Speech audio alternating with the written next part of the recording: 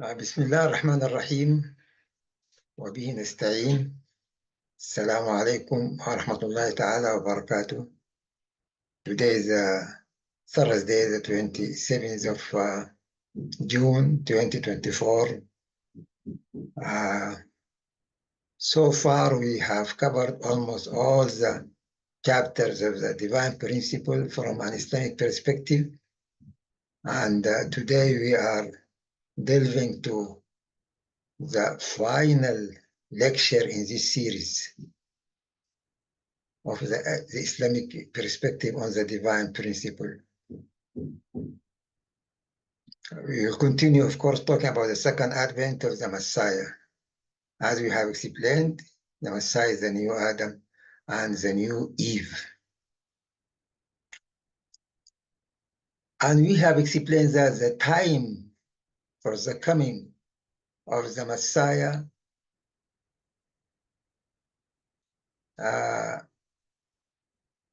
it was expected that heaven will tell people, will explain to mankind, will give prophecy to mankind about the coming of the Messiah, where and when and how, and even why.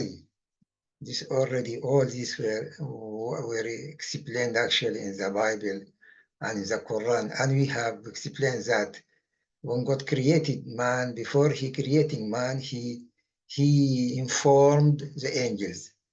And also the flood, he informed Noah. About destruction of Sodom and Gomorrah, he informed them. About the birth of John the Baptist, Yahya ibn Zakaria, and Isa ibn Maryam, John the Baptist and Jesus Christ. Also, the Archangel Gabriel came from God and he informed them about that. Also, before the Prophet Muhammad, peace be upon him, was born, there was a tidings and news coming out and spreading in Mecca and in Medina, actually. Therefore, the second coming also, we can find prophecies in the Bible and in the Quran, and also about the time and the place. We are going to discuss this final part of this lecture.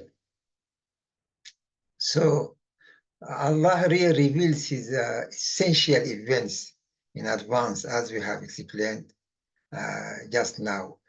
And anyhow, many people, Christians or Muslims, they think that Jesus Christ, Isa ibn Maryam, who was ascended to heaven, he will come again from heaven by his physical body. And this point need to be actually more clarified, to put it more clear and to show the proper interpretation of the verses, which are telling us that Jesus Christ, Isa ibn Maryam, will come in flesh again. So in what image the second advent will take place? Actually, Jesus Christ, who was ascended to heaven, Isa ibn Maryam, الذي رفع إلى السماء, who was ascended to heaven, he will not come back again, but his spirit will come down, and a man will be born on earth, and he will carry the mission of Jesus Christ. But what is the meaning of the verses which is talking about that something is coming from the sky, from the clouds, from heaven? As we have explained, all this means that this true man, this new Adam, the second advent of the Messiah is coming from a different dimension, a higher dimension, from the world of purity of heaven. So internally, he is from different lineage, he is from different dimension. The spirit is like that. This is the spirit of the true man and the spirit of the true woman. And when this man was born on earth, he will grow up, and he has to find his spouse, and together they will have the famous supper of the Lamb. This is actually mentioned in the New Testament, actually in the book of Revelation, the supper of the Lamb and the holy wedding. Anyhow, this all is going to be fulfilled when the Messiah return in the last days. So it is, we put it clear that the Messiah will, in the Old Testament age, she arrived after almost 1,910, 930, 950, between 1,900 years and 1,950 years, around that period. The Messiah, Jesus Christ, Isa ibn Maryam appeared at that time. And therefore, this is his first coming. Therefore, in the second coming, it will be the same token, the same pattern. So nowadays, we are already in the age of the coming of the Messiah, actually. We are already there. So the time of the coming of the Messiah is second advent. This we call it as Sa', the hour, the final hour of the last days. And we are living actually in the final hour of the last days, according to our thorough explanation in our previous lectures. Therefore, the providential history tells us that the first Messiah, Isa ibn Maryam, he came after 2,000 years of the Old Testament age. And therefore, now we are at the end of the 2,000 years of the New Testament era, including Islam, of course. So by the end of this period, also the Messiah will come again. But with the Messiah who was born in Israel 2,000 years ago and who was ascended to heaven, is he really going to come back again by himself? Of course, he will not come back again by himself, actually, but a man is going to be born, as I explained. Therefore, the history of restoration we can deduce from history of restoration that the second advent of the Messiah will be at the end of the 2,000 years of the New Testament period. This is because the prolongation of history of restoration. And when this Messiah come, when he was born and he became adult and he get married, he's going to really put the foundation and open the door for a new world characterized by interdependence, mutual prosperity, and universally shared values. So actually, externally, the world is prepared for such ideals, as we have explained in the lectures of the second preparation, world preparation of the second advent of the Messiah.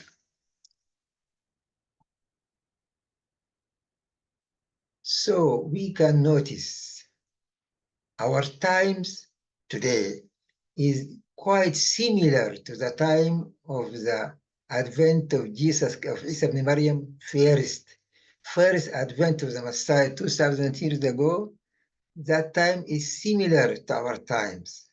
There is a parallel and similarity between these two periods. We call them the axial period. So the period of the coming of Isa ibn Maryam 2,000 years ago was an axial period. And also today we are living in a new axial period. And this is why we can find that especially the Islamic world situation is very similar to the Jewish world 2,000 years ago. And the Islamic world area in a situation similar to the situation of Judea, the land of Judea 2,000 years ago. Anyhow, Muslims, they have to really not to behave like the Jewish 2,000 years ago. They have to be humble and to be wise, to be clever, and to realistic and to open their mind and listen to new news, good tidings coming out actually.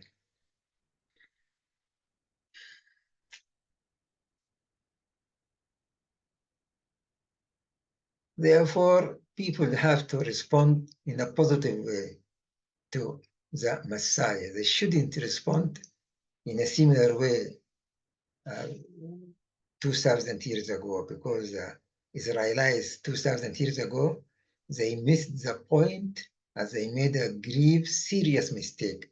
So today, people, they need to really be wise and not to repeat the same mistakes of the Israelites 2,000 years ago.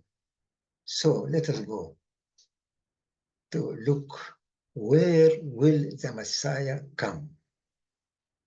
Okay, we have a very good parable. As you know, Jesus, Isa ibn Maryam, he used to explain the truth in parables. And actually, these parables of the vineyard is mentioned in the Quran. The Quran in Surah Noon. نون والقلم وما يسطرون ما أنت بنعمة ربك مجنون, until he says إنا بلوناهم كما بلونا أصحاب الجنة إذ أقسموا ليصرمنها مصبحين ولا يستثنون. Actually, this chapter of Noon is telling about the movement of the providence of God from Judea, from the Jewish people to the Gentiles. The mission or the mission of the Central Nation was taken from the Israelites and given to the Gentiles in the Arabia Peninsula and in the, of course, before that, into the European nations, especially West Europeans. So this parable is very interesting. It says like that. This was mentioned actually in the book of the Gospel of Matthew, chapter 21, verse 33 to 44. It says like that. It says that a rich man who has a vineyard, and he was traveling to a far town. Therefore, he gave his vineyard he rented to tenants to take care of it and to harvest it. And then he left. He embarked in a far trip, far away. Then when the season comes, the harvest season comes, he sent his servants to the tenants, asking them to pay their rental fees. It's similar to this actually. Then the tenants, because they are so bad tenants, they beated the servants and they kicked them out. And when the servants went back to their lord, to the owner of the vineyard, the owner sent new servants, maybe more capable, more clever, so that they can bring to him the rental fees from those tenants. But again, the tenants, they beat the servants and they kick them out of the vineyard. Then finally the owner of the vineyard said, let me send to them my son so that they might respect him and they might listen to him and give him my money. So when the tenants saw the son, they made a plan to kill him, and actually they kicked him out and they slew him and they killed him. Then Jesus asked the Jewish leader at that time. Actually, Jesus, he has so many clever and very interesting parables, you know. He said to them, how do you think when this vineyard owner, when he comes to back, what shall he do for those tenants? Then the leaders of the Israelites said to him, he has to punish them seriously and kick them out, and he has to give his vineyard to a better people who can take care of it, and they can pay their rental fees, and or they can give the harvest, something like that. So Jesus said to them, so I tell you, the providence of God is going to be taken from you and given to a better nations. And he said to them, the stones, the cornerstones, which was rejected by the builders, the stones which were rejected by the builders will be the cornerstone, something like that. الحجر الذي رفضه البناؤون صار رأس الزاوية. And actually he was talking about himself, and the leader of Israel understood that he was talking about them. Of course, they became so angry, but this was clear that Jesus Christ, Isa ibn Maryam, in his second coming, he will not come to the Israelites again. Generally, many Christians, they think that Jesus Christ will come to Israel again in the last days. And Muslims also believe, anyhow, they believe that Jesus Christ, who was ascended to something, he will come back again. Anyhow, there is a different point of view. But both of them, they think he will come by his physical body again. But actually, from this parable, we understand that he will no longer come to Israel again. So the servants, he said, because the servants are the prophets. This is the explanation of the interpretation of the parable. The servants were the prophets. So God was sending his prophets to the people, to his people, because Israel was a chosen nation at that time, who was taking care of the providence of God. So this means they were kicked and they were maybe killed. Then when they received the son, the son of the vineyard owner, he resembles actually Jesus Christ or the Messiah. Anyhow, it is mentioned in the Quran that the Quran really accused the Israelites also. Same accusation of Jesus. He said that لعن الذين كفروا من بني إسرائيل على لسان داود وعيسى ابن مريم. It means that they rejected prophets and they killed some of them. That means that the Israelites of that time, 2,000 years ago, they actually committed a serious mistake. And therefore, the Messiah will not come again in Israel. But of course, he will come for the Christians, for the Israelites, and for the Muslims, and for all the people.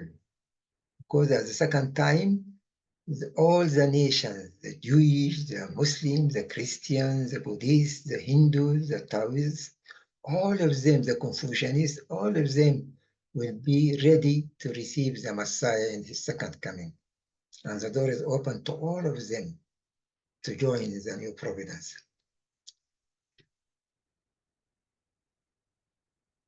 Anyhow, there is many prophecies telling us that the Messiah will appear in the Far East, actually. He will be born as a new baby.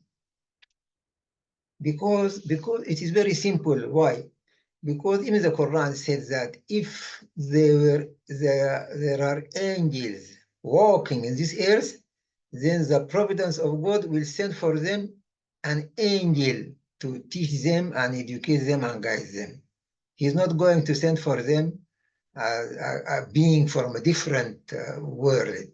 Therefore, for mankind who are living with their physical body and are born in earth and grow up as babies and become like adults, so when God wants to save them, God will send for them a man who was going to be born on earth, and grow up like them so that he can experience the same life. So So it's like that. Also in the Quran, it was mentioned that there was a group of the Israelites. It's not all of them. The Quran made an exception for a group of the Israelites who were guided by God and who were living a life of justice and in the light of the truth. So that means there is a hope in one group of the Israelites up to now. Maybe the Messiah will come from this special group. We are going to talk about them later. Also, there was a very interesting story in the Quran about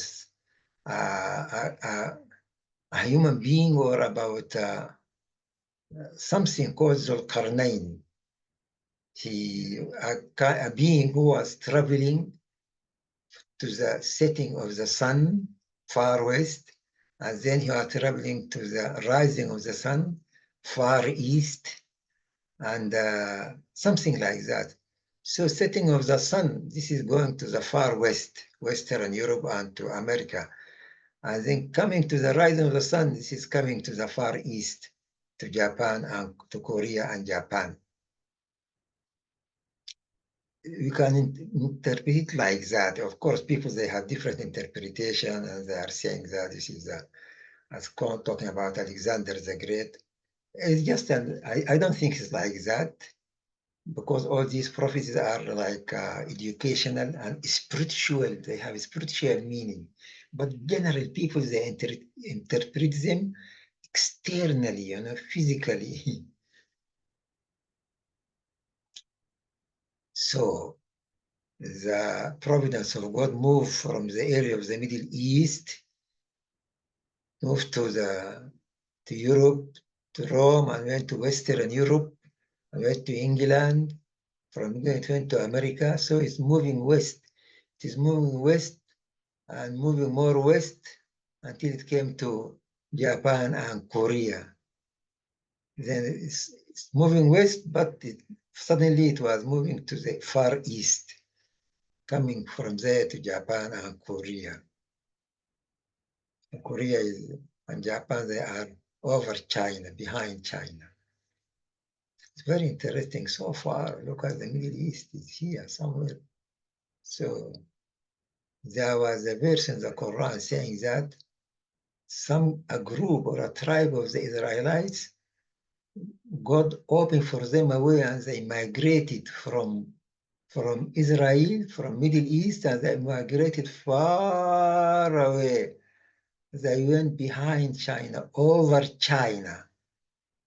This was really mentioned in the Quran interpretation and commentary, a very famous commentary of Ibn Kathir.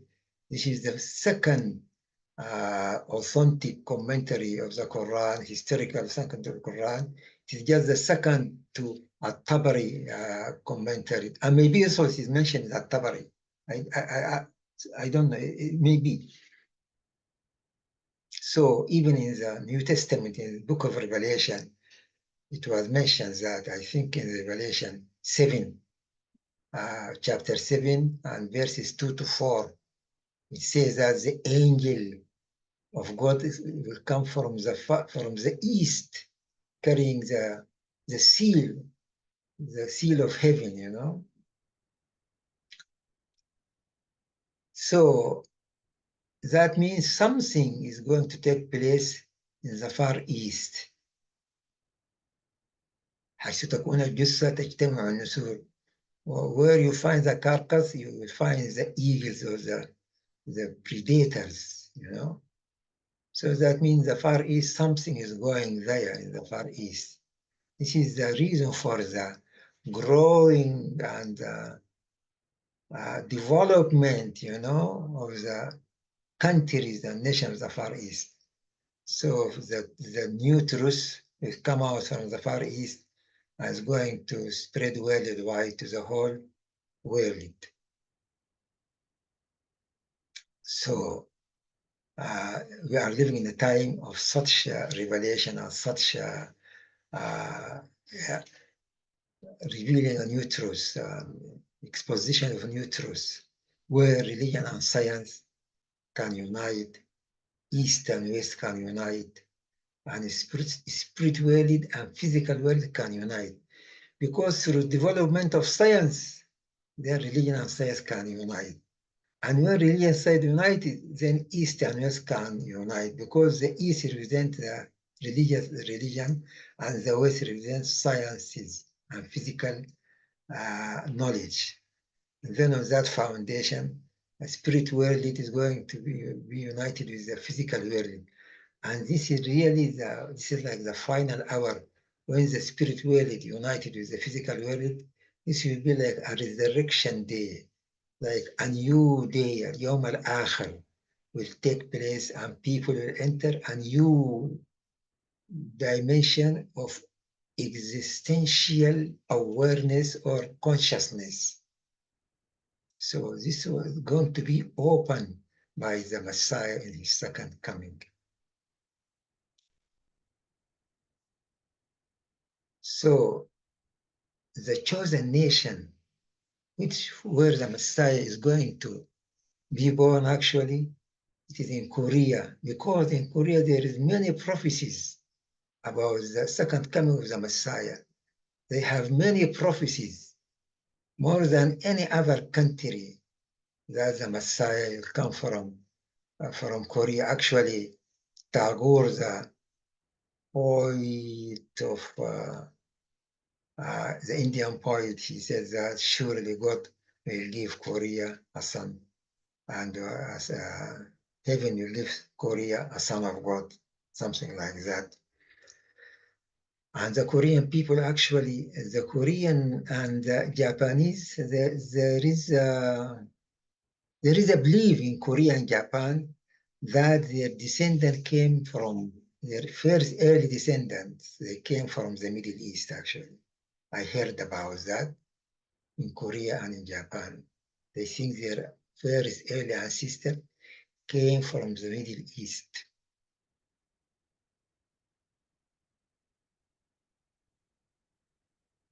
Here we have a very interesting verse in the Quran, which says, and of the people of Musa means the Israelites.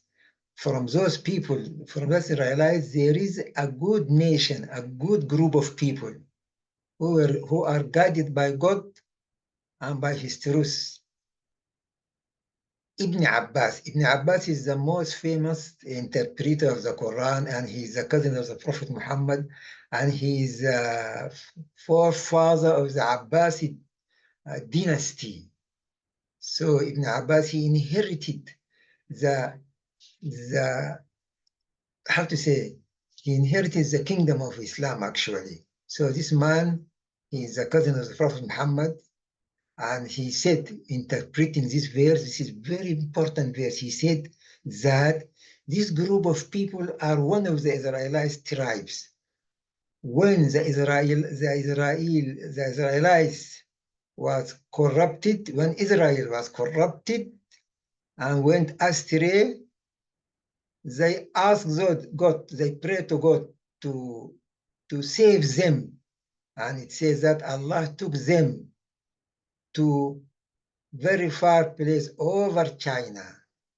And he says they are there now, and they are faithful, and they will emerge in the last days with the Messiah.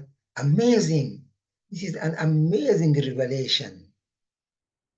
We cannot find this clear revelation even in the Bible or in commentation of the Bible, maybe. So that means because behind China, over China, we can find only the Korea and Japan, actually.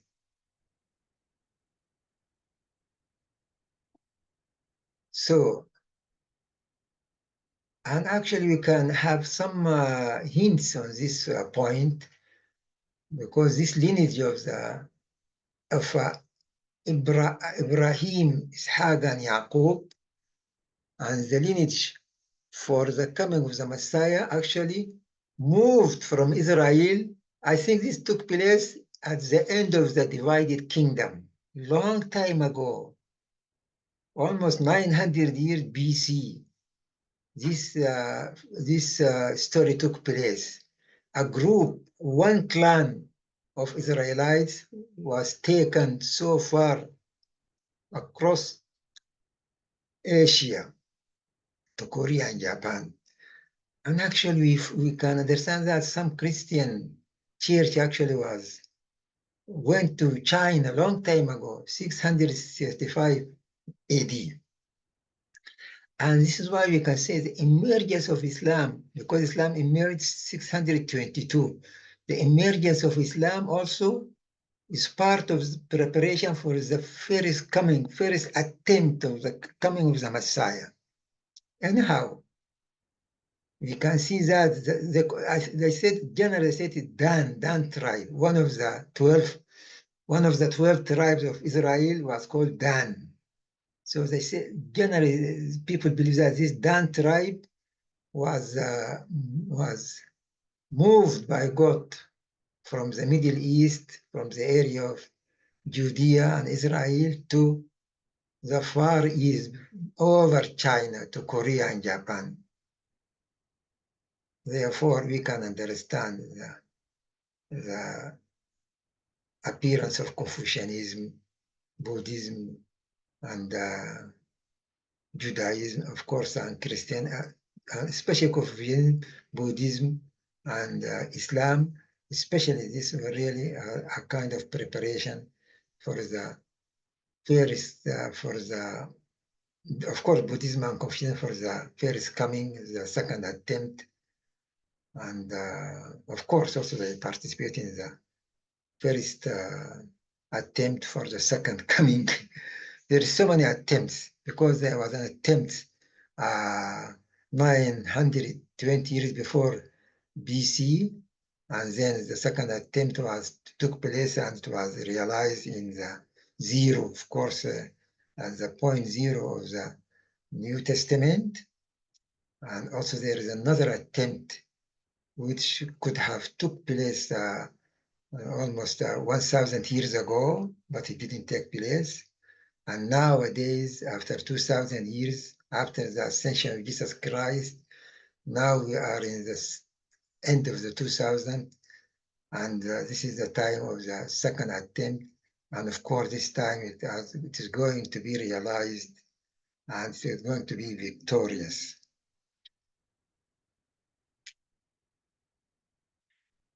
So in conclusion,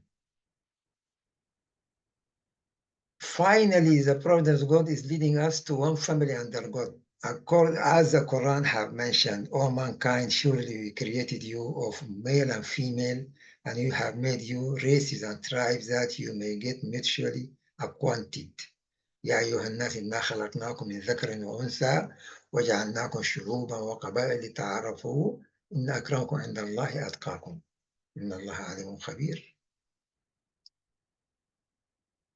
So we are living in the age of gathering and unification, and this is a sign of the last days. And the Quran says that even about for the children of Israel, that God is going to gather them from the corners of the earth on the last days. They are going to be gathered again from the corners of the earth. And this is why actually we can understand that the establishment of the state of Israel is one of the signs of the great signs of the last days.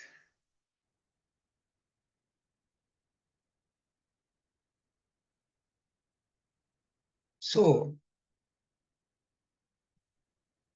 as we understand that mankind really originally originated from one man and one woman, therefore, and that one man and woman, they committed mistake, they fell, they fell, and therefore a new man and a new woman has to emerge again and become like the new father and the new mother of mankind.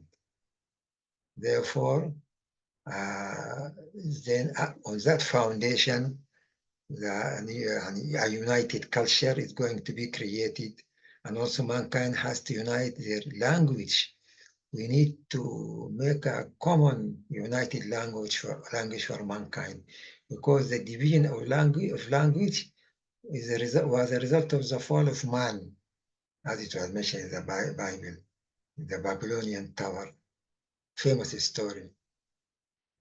So,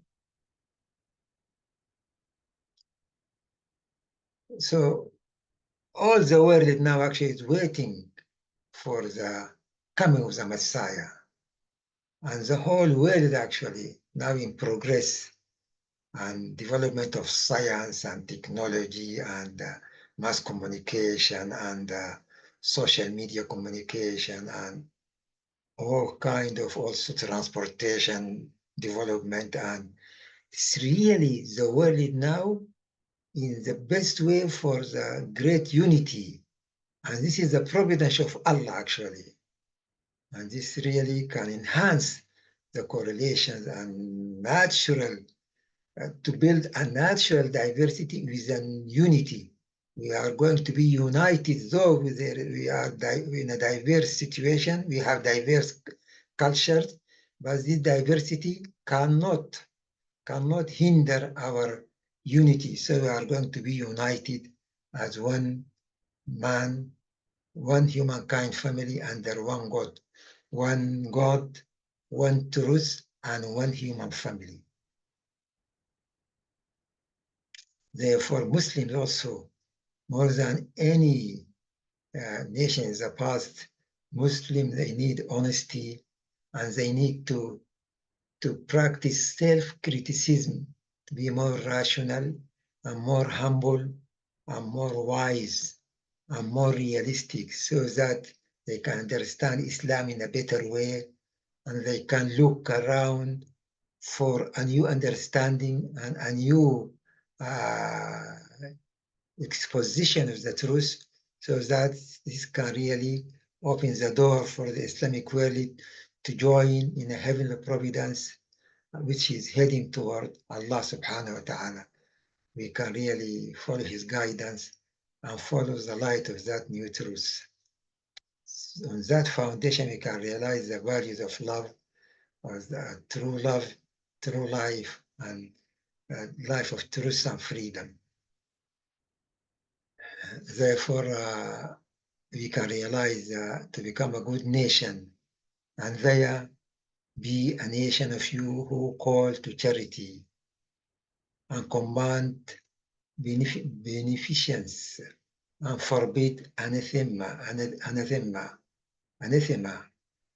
فلتكن منكم أمة يدعون إلى الخير ويأمرون بالمعروف وينهون عن المنكر.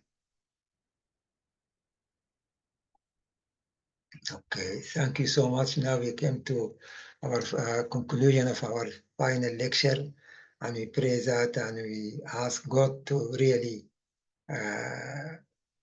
open our hearts and minds, and also through sincere prayer and sincere dua for Allah, then Allah can guide us. And finally, our goal is to bring peace, bring happiness, and bring the truth, and bring unity for mankind.